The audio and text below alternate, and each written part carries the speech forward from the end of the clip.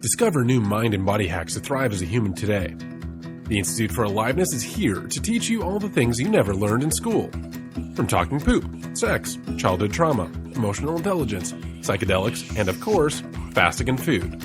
This is a podcast that changes lives. Join your host, Dr. Andrea Page, as she travels 7 continents to find the most captivating, impactful humans for you. I kept it all inside. I've given everything I can. Hello, everyone. I am so excited to welcome you to a new season of the podcast. This season, I bring you some of the most important embodied people in my life. From all over the world, people I've met along my journey, I thought, hey, why not share them with the world? Oh, this is an episode long in the making. So in this conversation with Jennifer, who's a dear friend and definitely a therapist that I send people to, we talk about how everyone at their core, from where we came from as a child, has experienced some kind of trauma. And so it's up to us to all ask ourselves how we interface with it in our life today. Make sure to listen through to this entire episode. We recorded it under the stars and it was incredible. I am sitting here with a blurry, beautiful half moon, and we have watched all week as Jupiter has risen. Jupiter, a little bit like the phoenix rising from the ashes, is the point of growth and change and personal evolution. And so our discussion this evening will be around, indeed, growth, change, personal evolution, and more than anything, the roadblocks in our way and that which holds us back. And so I am sitting here with my dear sister, Jennifer, whom I met last year. And since I met you, I've dropped in more to understanding the importance of trauma work and really just calling out trauma itself, because it's a topic that we tend to think so much with shame and stigma, that trauma is something incredibly traumatic or incredibly dramatic that happened, whereas, for example, our mom not paying attention to us and being on the phone when we were calling out for love when we were a child was indeed traumatic. And so all of us in the 21st century in this world of disconnection and distraction are definitely impacted in one way or another and shaped by our traumas. And so absolutely, yeah, trauma is for a long time has been stigmatized and has been shut off in our closet, and even we didn't know that was a closet that we needed to reopen. And being it small or big, this is not to us to judge, because the magnitude of an event is in our psyche is connected to how we perceived it when it occurred and not to what really happened objectively. So we all bear our wounds, and these wounds can be faced and transformed. And they are our gateway to understand why we behave in a certain way and bring more consciousness to our life.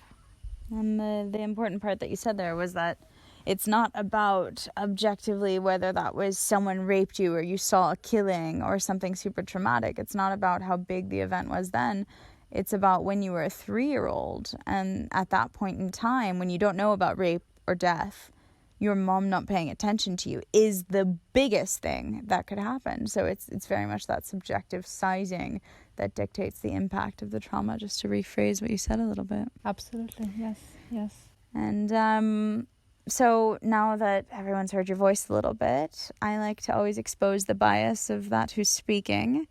So if you wouldn't mind sharing a little bit about your background in relation to trauma and or anything else and the work you do. Well, I have had my share of trauma, and my curious and explosive being has always been from the start. I have to see what is on the other side, and so I have started on a journey many years ago, and I could say that the event that has started my journey to heal has been the death of my father, an early death. So that traumatic event, if we connect my journey to trauma, is the pivotal moment where where I started to understand that there was wounds in this life. There were wounds in this life, and that somehow my spirit was pushing me into finding ways and solutions and understanding and comprehension and expansion through that. And so I journeyed in many directions with many teachers, many modalities. I love sciences, but I first of all found healing through the arts and through finding different characters in me. And so this was my first step of dealing with the emotional content that we have inside. And from that on, I deepened. Theater is what she's saying. Yes. Theater and film, yes. And from then I deepened the physiology of trauma by exploring our nervous system, by exploring the energetics of trauma, by studying our psyche, and I dove into and came out on the other side and realized that we can heal. And when that occurred for me, it was just natural to share it with others. That started to, come my way, and felt that there was space to and understanding and space to share their stories, which came very natural to me to be the space holder of that. And so I started to work with clients, and I do still work one-on-one and with people to unbutton what is holding us back. Or what they're holding inside. Bum, bum, bum. Yes. And would you be willing to give more specifics around the physiological and physical aspects of trauma and the training that you did around that? Modalities? The training modalities.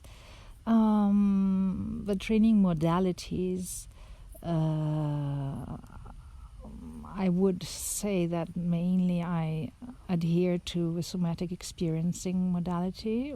Dr. Peter Levine is certainly a reference for many people, and his approach of bottom up of psychology that works through the body to release the energetic imprint in the body of a trauma is what I find most viable and most, apt to go into a quick release, not years and years of retelling our story and living it in some way. So this is something that I mainly would state as the main road that I've been taking. I love that, and I just want to give a quick aside to the listeners because somatic experience was something that I was roughly very superficially trained in about just short of 10 years ago in Oroville, and somatic experiencing is the expression of that which was once unexpressed or inexpressed on a physical level. So if a trauma happened, whether that was the mom on the phone or a death or a bomb or whatever it was, the body wanted to do something, but for whatever reason the trauma kind of made you freeze and didn't allow that full physical expression of whatever it was. And so that unexpressed physical motion will always stay in the body as a representation of the trauma held inside and unhealed. And sometimes when you go back to that space of on a psychic level or a mental level or a level of the psyche, revisiting the trauma and at the same time allowing that physicality to express itself fully, it somehow unweaves itself in our cellular memory, and you find amazing healing awakenings, you could say. Absolutely. Another interesting approach I have deepened in these years is de-armoring, which is a more hands-on body therapy, bodywork therapy that works with the energy that is stored in the cell. after a trauma and releases it in a different way than the somatic experiencing, but both are intertwined. So one can blossom through the other somehow.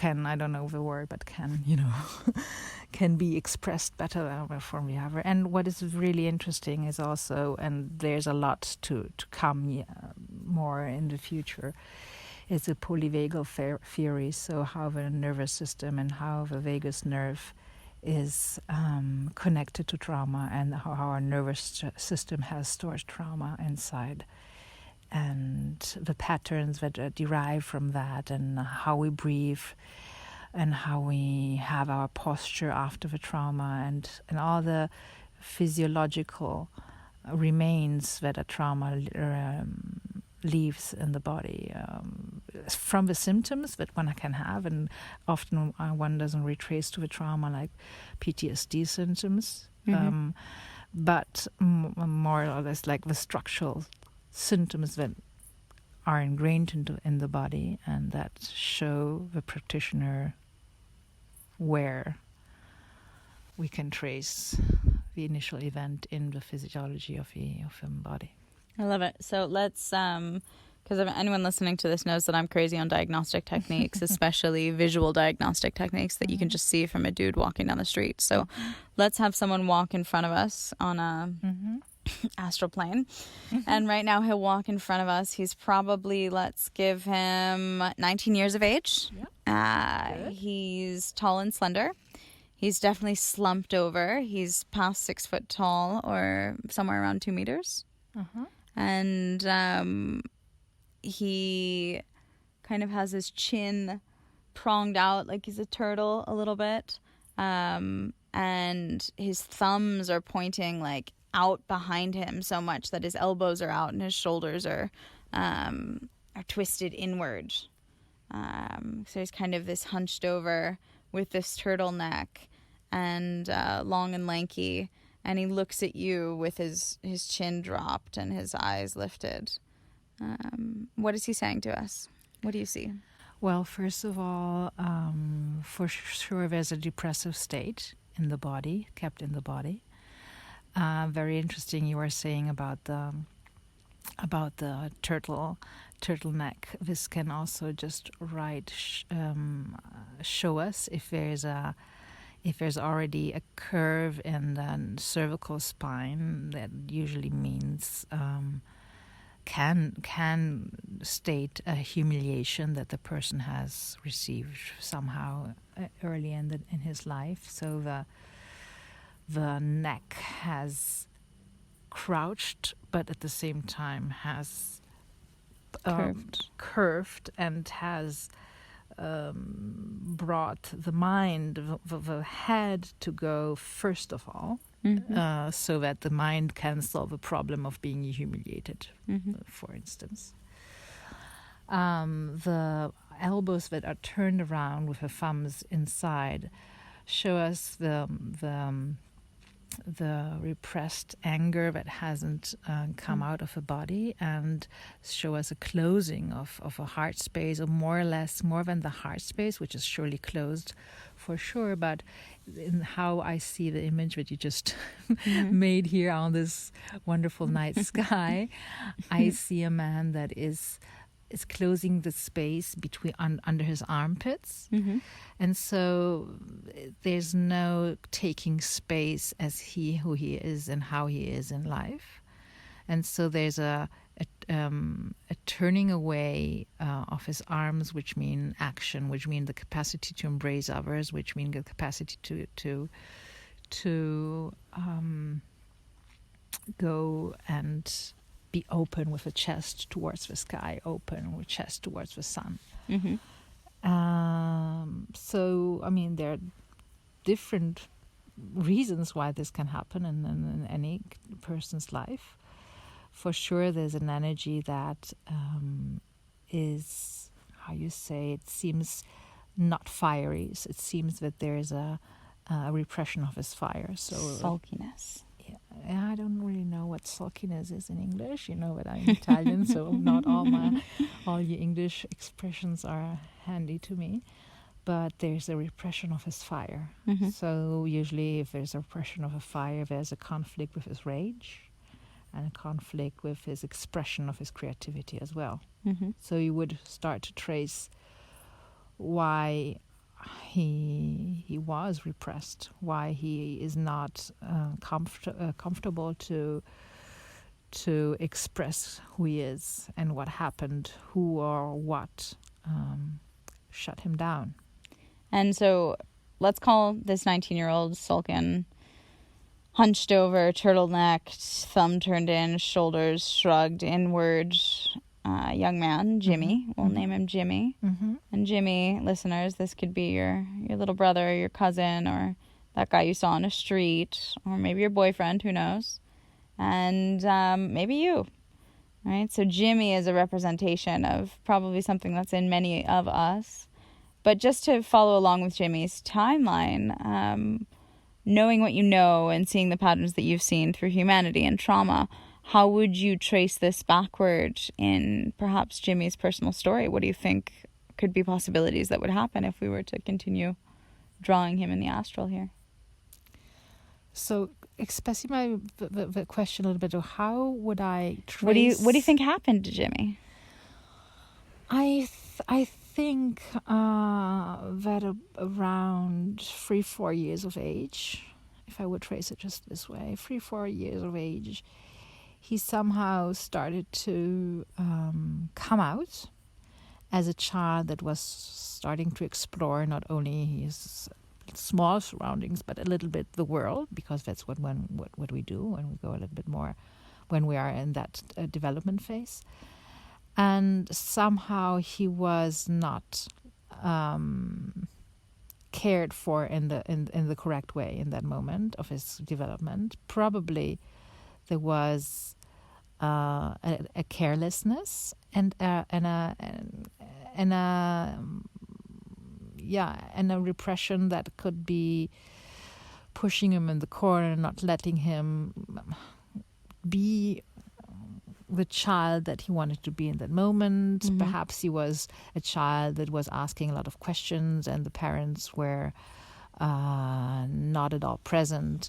Perhaps they were annoyed because they were stressed, and so this child felt annoyed. The humiliation, if I see the humiliation hunch in the back of his cervical spine, usually means that he has been shamed somehow by an authority figure or by somebody who he looked up to. And what could that look like?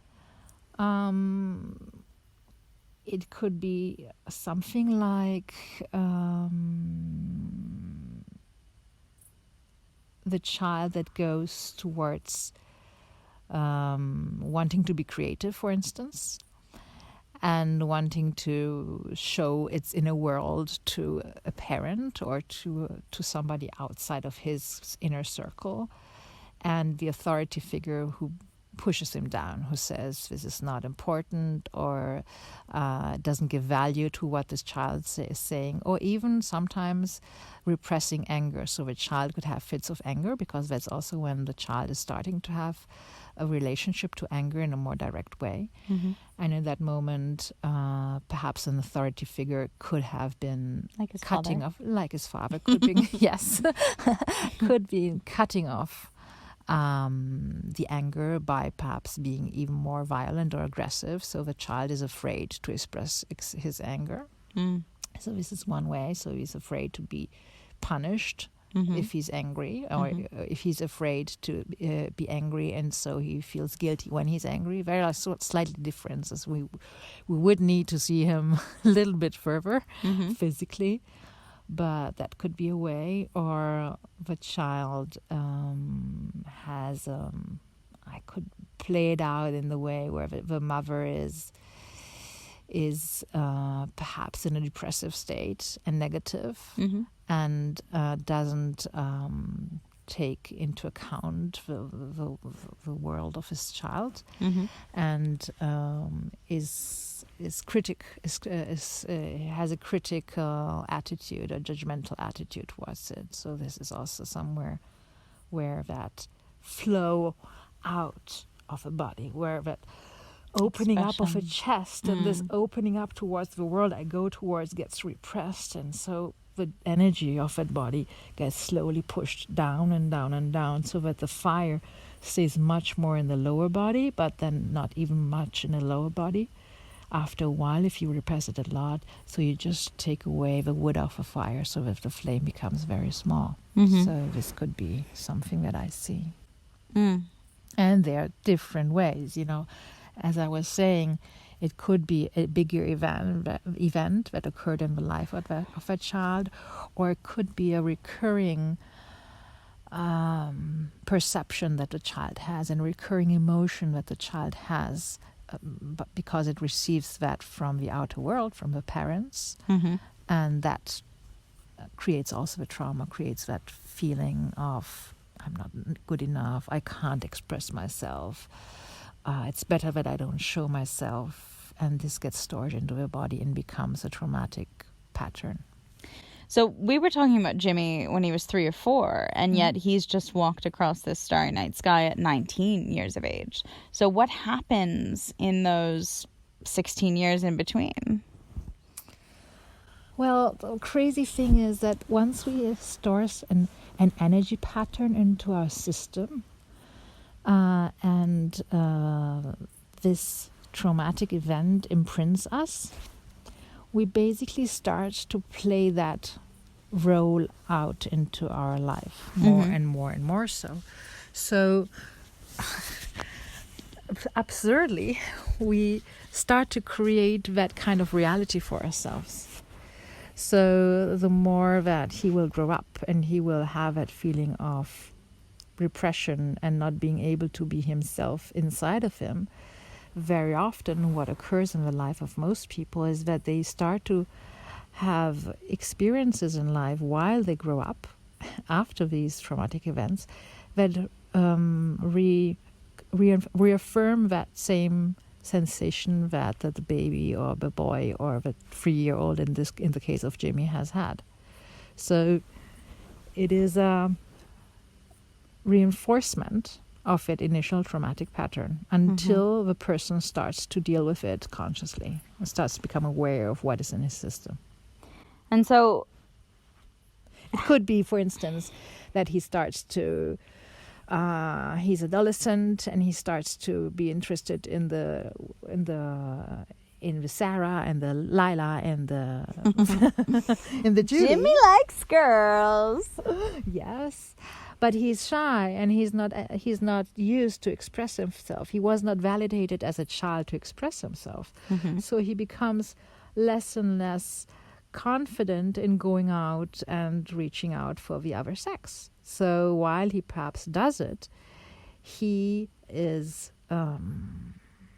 his self-esteem is low, and so he doesn't reach that confident state that communicates to the other sex, and so he might be rejected. And so this gives him validation that he's not good enough.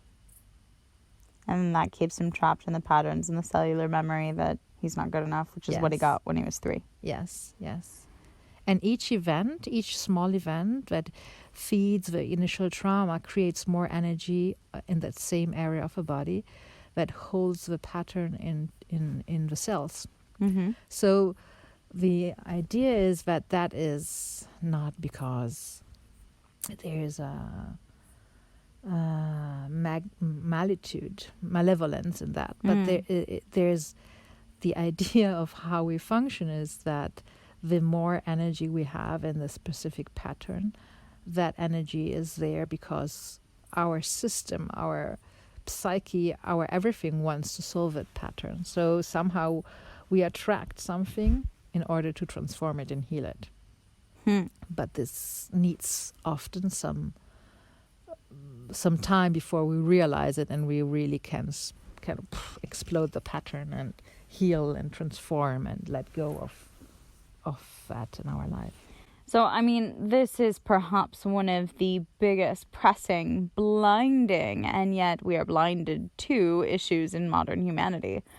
That we all have these traumas and we have all undergone these situations that have left us in one way or another playing old stories that are holding us back. And so really, I mean, there is no one size fits all for this, and there is no place in society that can free us from this, right? Not everyone's going to have your number to call or another kind of trauma therapist to be able to work through whatever that limiting belief is.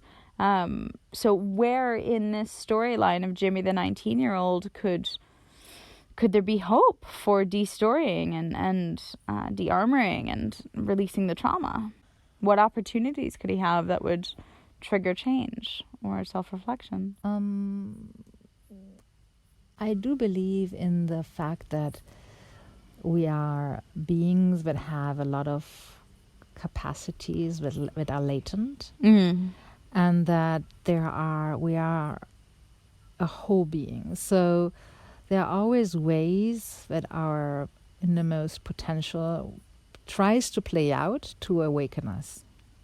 So perhaps it's not through, okay, I address my trauma initially because perhaps I have never heard about trauma, or I just think trauma is something of those that have had huge things happening to them and not to me, so he doesn't even take into consideration of looking into trauma. But there is a underlying theme in the life of a person, and the theme of awakening that we speak often of, has its ways to bring us what I was saying, bring us opportunities, circumstances in our lives that are there to blast things open. And so what could Jimmy do? I mean, Jimmy will probably have some interest in something that will give him the sensation where he can boost his self-confidence. He will probably have some issue with his mother or father or the authority figure that humiliated him most, that will bring him to a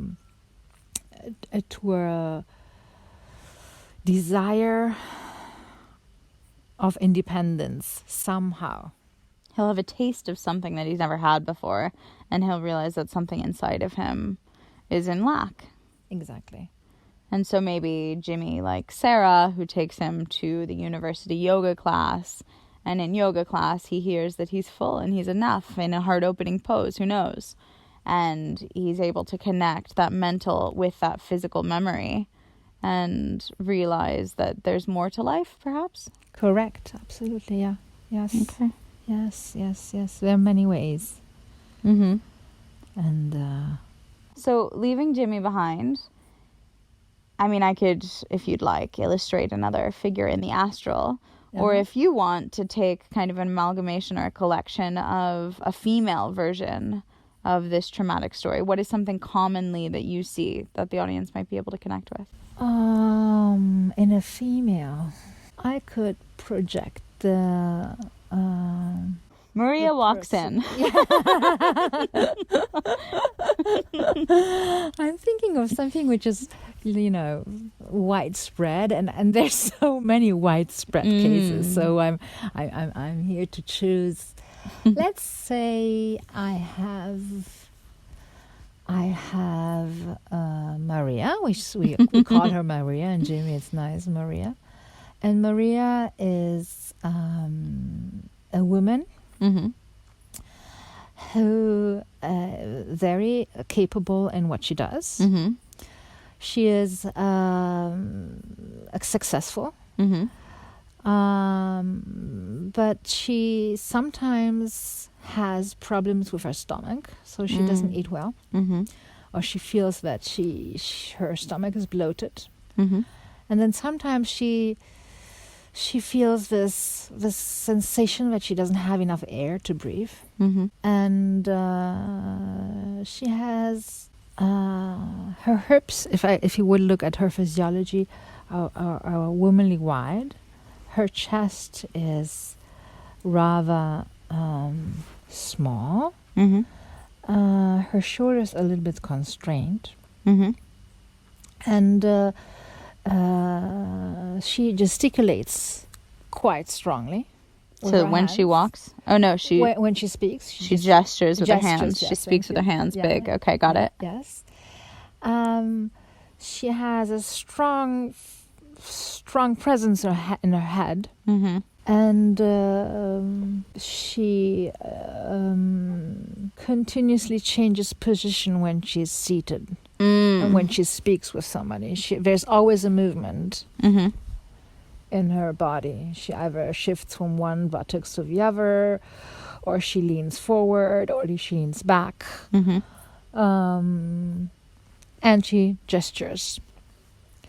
And So Maria's a fat bottom girl with tight shoulders who can't sit still. We got it.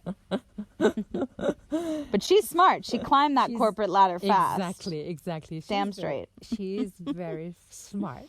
Mm-hmm. And what do you think? What is her story? Oh, my turn? Yeah. Let's see. All right, let's see. So, Maria's always had to, in one way or another, prove herself, and she's done quite well, but that's left her in a space of angst where she can't just unwind and relax and open her heart or her chest or her central nervous system to a setting of parasympathetic calm. Mm-hmm. And with this, she's always trying. She's putting herself out there with her hands and her gesturing and her external energy. It's like giving so much away that she doesn't have anything left for herself. And this is probably traced back to something in childhood where maybe she had to be or do something for her family that took her away from her own ability to grow up for and with herself. Very good. I would add that she's perhaps has siblings, Mm-hmm. and perhaps she didn't feel that she had space in the dynamics of a family, so she wasn't really listened to. At least that's what she perceived. So she needs to speak quickly and often, because she wants to convey her message all the way and be sure that everybody gets it. But she's never able to have a sensation that everybody gets it because the initial trauma was with her parents. So she continuously reenacts the trauma when she speaks to people, when she speaks about herself, because she wants to have that feeling, I hear you, I see you, I am with you, I'm present. She wants that feeling from other people. She wants the feeling from other people, which she probably, in that state, as I have portrayed here on our sky here, she will not receive. So she will continuously be more anxious to convey her message and to speak even more quickly, which will make her breath even more shallow, which will create a dissonance with her womb. So she's not in connection with her womb and with her heart, because she pushes, as you were saying, somehow, she pushes her knowledge, she pushes herself up onto the other person. At the same time, she feels uneasiness, and so she shifts from one part of the body to the other because she doesn't really grasp if a person has gotten her. So she tries to show her best sides in many ways and never gets that sensation of complete acceptance in her system. The wider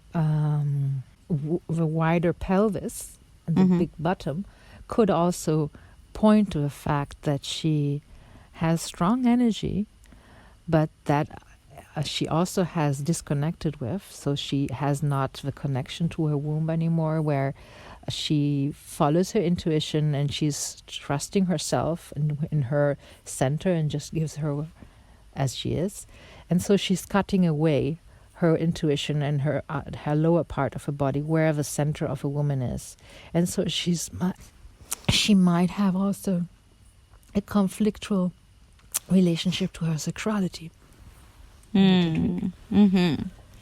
So when we see this, Maria, this very common example of a young woman who has had to, in one way or another, prove herself, who didn't have space in her childhood growing up, who doesn't feel heard and seen, that transfers over to her sexuality and her own disconnection from it. And what does that disconnection from an adult woman's sexuality look or feel like? It feels that she doesn't feel woman enough, so she doesn't feel feminine enough. That could be deep in her body.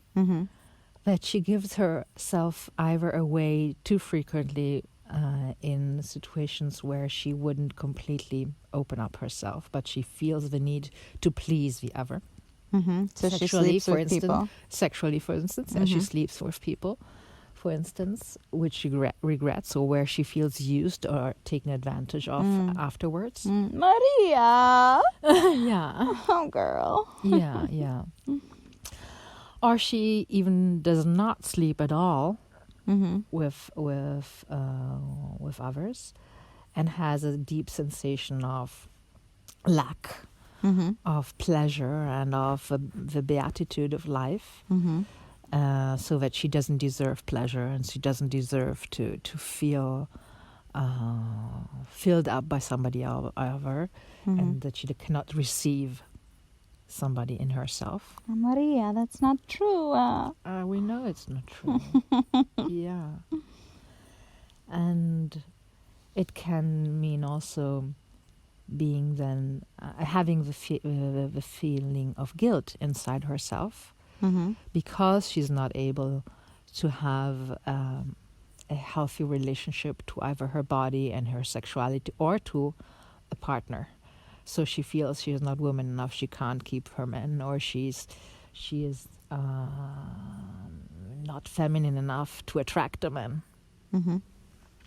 And there are so many variations in this. She can even reach anorgasmia, so she can't reach orgasm, or she can have strong infections every time she gives herself and she pleases somebody else with her body, and then she has inflammations. Like a UTI? Yes, for instance, or a candida, or a reoccurring candida, because she has given herself away and she has opened up her inner space. And that's something I want to go down, because I mean that's affecting about 95% of women right now, and I know that we're going to have perhaps another conversation, another podcast around psychosomatics and German new medicine. But if there's anything you want to say now about urinary tract infections and or overgrowth of candida in the vaginal area. Yeah. Well, give a little sound tract infection, imagine that when we urinate, we trace somehow ourselves with a urine. If you look at dogs, they urinate to keep their territory safe. So when we have a urinary infection, most of the time we do a lot. We pee a lot, frequently. So there's a disturbance in our sense of territory that has occurred. So we have to reenact our territory every time, isn't it? Because we felt there was a violation in our territory. Wow. Is that German new medicine? Yes. Oh, it's so good. I can't wait for that podcast. Okay. I love it. Yeah, I hope this is connecting for everyone listening, because the psychosomatics, which is these games that we play and these stories that we tell in the psyche, is expressing themselves somatically through what happens. Hello, puppy. Did you hear us talking about puppies? Yeah. We called in the dog who pees. Example. This is a real dog with trauma. Anyway, so psychosomatics having the expression from that deep psyche seed into the body and how it expresses. So every illness starts in the mind. And I know that for many of you, especially science-based, who have not been experienced in any alternative modality or have not been exposed, let's say, to any other way of looking or feeling at things, there's a great documentary now on Netflix called Heal that can start to open you up to the field of psychosomatics. And more than anything, there's, of course, the placebo effect, which is the most powerful effect known to the pharmacopoeia of pharmaceuticals. And guess what? It's nothing. It's a sugar pill. So our mind actually has a much more powerful chemical effect on the body than any other chemical ever could. So in respect to that, there are many systems of psychosomatic analysis that exist. Louise Hay's systems being a very well-known one that I tend to refer people to, and then a more controversial one named German New Medicine, which I know you have a lot of experience with, and I cannot wait to talk about in a further podcast episode. But these are examples of how when we actually listen to our body, which is what this entire podcast is about, it's telling us things. It has hidden messages, and we just have to look past the ordinary or look under the veil to see what it's really about. Absolutely. It's once you start to listen to the body, it is so amazing. You will receive not just the message in an abstract way. The moment we start to listen and tune in into an organ, a part, a tissue of our body, and we start to have tools with whom we can stay present, we really hear the sentence sometimes that has initiated that feeling of, I don't know, invasion of our territory, as we were saying with Maria, or we have that inside of that moment where that wound first came in, through a sentence, even through a complete knowing of how that thing instilled into ourselves. So I want to have a solution pathway for Maria in the same way that we had one for Jimmy. So since Maria might have these UTIs, she has these sexual problems, she has this angst that's building up inside of her, and she has this closeness in the upper part of her body. What is Maria's awakening process like? So if Maria's listening, what do we recommend? Awakening process has to go through learning her boundaries and learning to say yes and no. So it's really important for her to feel who she is physically and to start to set her limits and her boundaries and learn to say no and not herself trespass her limits. This would be the first big major step. And another step would be in starting to widen her breath, root her breath in her womb, and open up the sensations that at the beginning make her feel that uneasiness that brings her to shift positions or move her body, but really immobilize into the breathing her body and let her embrace the discomfort that is inside her nervous system connected to that sensation of being who she is. And from that space, being able to say yes or no because she feels a yes or no in her womb. This is a more vast description of what would be a good approach for her, things that she would have to tackle. Absolutely. The wheel of consent is one of those tools that is given a lot of freedom to explore what it means to say yes and to say no. Betty Martin is a genius researcher that found the wheel of consent, and there's a lot of info on online free that she's put into the world to understand what consent means and what it means to say yes to something, and how we give and how we receive and how we engage with others.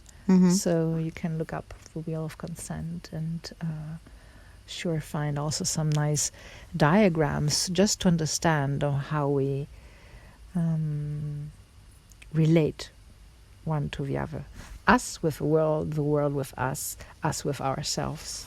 And Maria would need to go through that. I mean, Jimmy as well, in a different way. Absolutely, I think this is basics that we shouldn't all need and learn in elementary school, and it will happen one day soon, I guess. My preventative health paradigm definitely would have educational component, a lot about consent. Very good. So, all right, then in kind of winding down and summarizing the ability of all of us to self-reflect upon the traumas that we have undoubtedly been exposed to throughout our lifetime, and how we can start to incorporate self-reflection on them to grow beyond them, and thus grow beyond self-limiting beliefs and live life more in flow and less in pain and less in angst. What are some questions that you would want the audience to sit with, to ask themselves, to be really honest? Oh, what are the questions? I would ask the audience to take a journal and for a week, 10 days time, sometimes randomly write down what the mind is saying regarding a certain circumstance that is a little bit difficult in their life. So, for instance, they are having a problem with money. Mm-hmm. So Maria is having a problem with money. So that's big bottom, tight-fisted. Maria. I'm sorry. I just learned my word. And so, so she could for 1 week, 10 days time, randomly, once a day, I would suggest, write down the main thoughts that she has connected to that circumstance, and ask herself, after she has written down that for a week or 10 days, what would be the underlying scheme? What does it say about her? What does that recurring sentence that she says say about not her relationship about money? We want to go and see deeply what can cause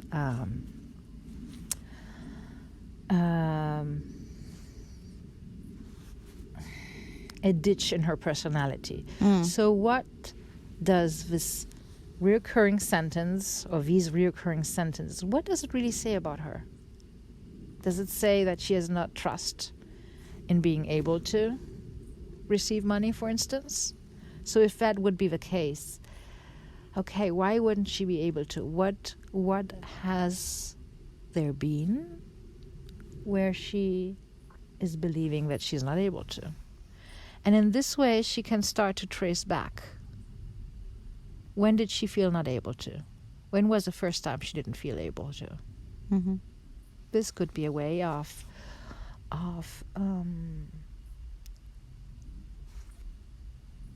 being a little bit her own Sherlock Holmes. Mm-hmm. And another thing that is good to be your own Sherlock Holmes, to trace and to untie these wounds in yourself, is to capture those moments where there's a big emotional trigger, where it's like the emotions run wild. Mm-hmm. And in that moment, I would ask myself, where do I feel it in my body? What is going on? What is the sensation in my body? That's a big one. And there is a lot we can do with that sensation. But just by feeling that sensation and being focused on the sensation rather than what is happening, will give us some clues on how the energy is stuck in the system. And that can be a portal for a person to start to investigate. Oh, I always feel it in my womb. Oh, I always feel that my chest is closed and I don't breathe in my chest. Oh, I feel that my solar plexus cramps. So I start to focus on my solar plexus. These are few. And then would the person then get kind of not carried away, but intrigued into what does solar plexus mean? What is that about? And try to do their own body work, or would you for now just recommend them to begin to listen and feel into where? And would just the awareness of feeling into it give them answers rather than going so far into the mind and looking at what different body parts represent, et cetera, et cetera? It depends on the personality of a person, I must say. I can't give a one-fit-for-all answer in this case. Both are fine with me. I mean, there's different ways of approaching it. For sure, if they would work with a person like me, we would focus a lot on the body sensations, and on stay in the body sensations. But this needs to have a person who can be the witness, the compassionate witness that is there. They have to be able to listen to themselves rather than be drowning in their own thoughts. Exactly. If there is a big something going on in the body. Yeah. So just peeking inside these places where we feel strong emotions, and maybe that could be also helpful, finding a place in the body where they feel secure. So, okay, I peek into my solar plexus because it cramps whenever my mother calls. And then what does my body do when it feels secure and safe and good? I have to poop whenever my mom calls. It's a sense of security, right? Brings me back to diapers. You can let go there. Let's put it I this let way. go. I relax.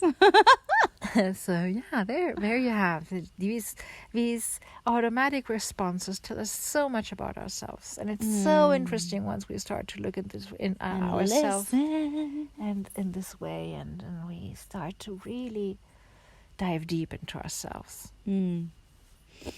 So any closing thoughts or any closing things you want to share about modern man's trauma, the potential to heal, anything that you do so frequently and you wish that everyone just did on their own? I would remind us all that trauma is the entrance gate with whom we design our life, and it's not a condemnation. Do you say that in English? But it's a portal. It's a portal of it's a gateway of understanding ourselves, but a gateway of also how we can trigger our energy to our maximum potential. So we have to remember that we are not the victim of our traumas, but we are a co-creator of our traumas. I know I'm pushing now in the end of this podcast. I'm saying like a big thing which needs another podcast to explain. Very good. We'll take it. But we are an initiator on some level. And it is our soul that has chosen usually that path of entrance to understand and expand and bring our light in this way through that gate that at the beginning seems full of suffering. But it is a propeller, a catalyst for our coming here in a very actualized way. So this is important to say. So our trauma is not our condemnation, I repeat it. It's our teacher. But it's our teacher. It's our biggest gate opener. And to sum it up for what I do, and I would love people to do more,